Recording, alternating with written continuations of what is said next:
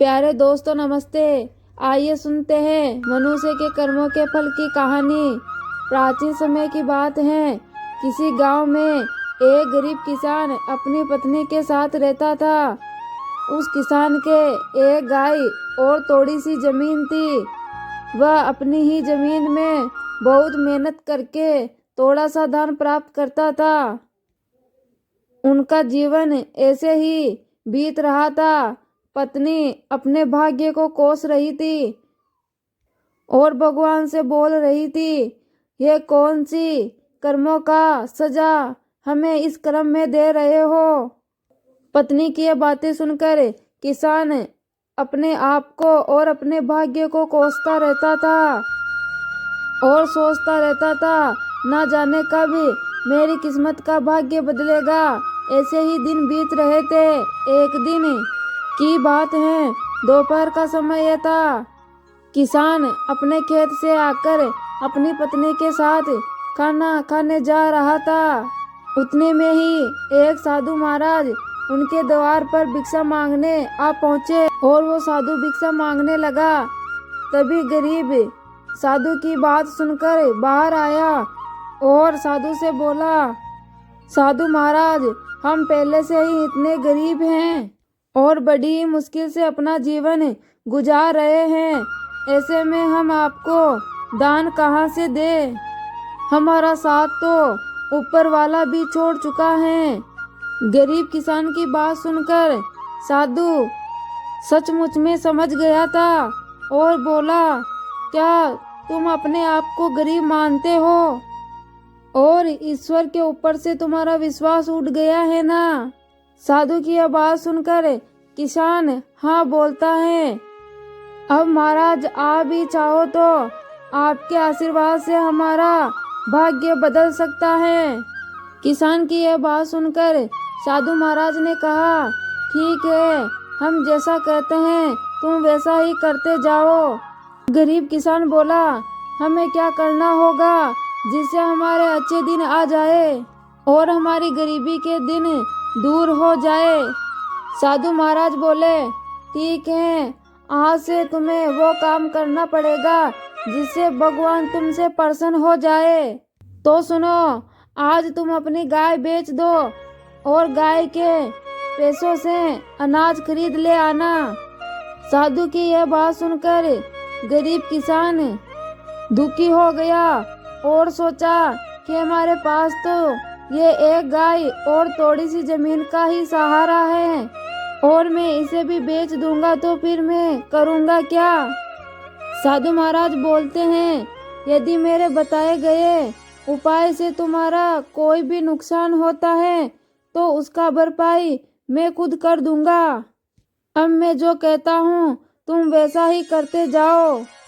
तब किसान आधे मन से डरते डरते अपनी गाय को बेच आया और गाय के बेचने से मिले पैसों से वो राशन का सामान ले आया। साधु के कहने पर गरीब किसान और उसकी पत्नी मिलकर भोजन तैयार किए। इसके बाद वे राहगीर पर चलते लोगों को बुलाने लगे और भगवान के प्रसाद के रूप में भोजन करने का आग्रह करने लगे। जो भी राहगीर उधर से गुजरता उसे किसान भर पेट भोजन कराता, जिससे राहगीर काफी खुश हो गए। फिर वो राहगीर इस कार्य के लिए किसान को ढेर सारा दान और आशीर्वाद देते, जिससे किसान फिर से मिले इन पैसों से लोगों को भोजन कराता। इस प्रकार साधु महाराज के कहने पर ये रोज का काम करते। हर दिन अब गरीब किसान मिले पैसों से भोजन का प्रबंध करते, जिससे राह चलते लोग प्रतिदिन उसके यहाँ भोजन करते और दान के रूप में कुछ दक्षिणा भी दे जाते, जिससे गरीब किसान के दान की बात चारों तरफ फैल गई। फिर धीरे धीरे बड़े नगरों के सेठ, साहूकार, व्यापारी, राज दरबारी जो कोई भी उस गांव से गुजरता तो वो उस किसान के यहाँ ही भोजन करता और बदले में किसान को इस महान काम के लिए ढेर सारा धन भी देकर जाते, जिससे धीरे धीरे गरीब किसान को मिले पैसों से वो अमीर होने लगा। अब एक गाय के बदले उन्होंने कहीं ढेर सारी गाय खरीद लाया और साथ में अपने भोजन कार्य को भी बढ़ाने लगा। अब किसान मन ही मन खुश होने लगा था। वह अपने बदलते भाग्य और भगवान के ऊपर भी भरोसा होने लगा था। ऐसा देखकर एक दिन साधु उसके द्वार पर आए और उससे उसका हाल पूछा। अब बताओ, तुम वही गरीब किसान हो या फिर पहले की तरह दिन रात मेहनत करते हो और ईश्वर के प्रति बताए गए मार्ग पर गरीबों को भोजन कराते हो, जिससे अब ईश्वर भी तुमसे बहुत प्रसन्न है। पहले तुम खुद के लिए मेहनत करते थे और खुद के लिए ही सोचता था, लेकिन अब तुम दूसरों के भलाई के बारे में सोचने लगे हो, तो अब ईश्वर भी तुम्हारा इस कार्य में सहयोग करेगा। इसका मतलब हम ईश्वर को कोसते तो जरूर हैं, लेकिन ईश्वर के प्रति बताए गए मार्ग पर चल नहीं सकते। ईश्वर से सब कुछ पाने के लिए सभी हर इच्छा रखते हैं, लेकिन पहले ईश्वर से आशीर्वाद पाने के लिए खुद को भगवान के प्रति विश्वास बनाना पड़ता है। हम जैसा करते हैं हमारे कर्मों के अनुसार हमारे भाग्य का निर्धारण होता है। साधु की यह बात सुनकर किसान को अब अच्छी तरह समझ में आ गया था।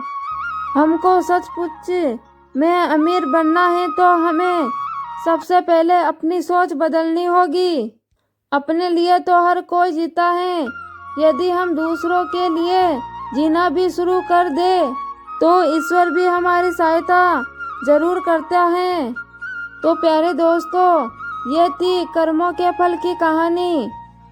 हमें अपने भाग्य और किस्मत को कोसने की जगह खुद के अंदर विश्वास और भगवान के प्रति विश्वास रखना चाहिए, तो अपना जीवन अपने आप बदल जाएगा। कहानी अच्छी लगी हो तो कहानी को लाइक, शेयर, कमेंट और अपने YouTube चैनल को सब्सक्राइब कर देना।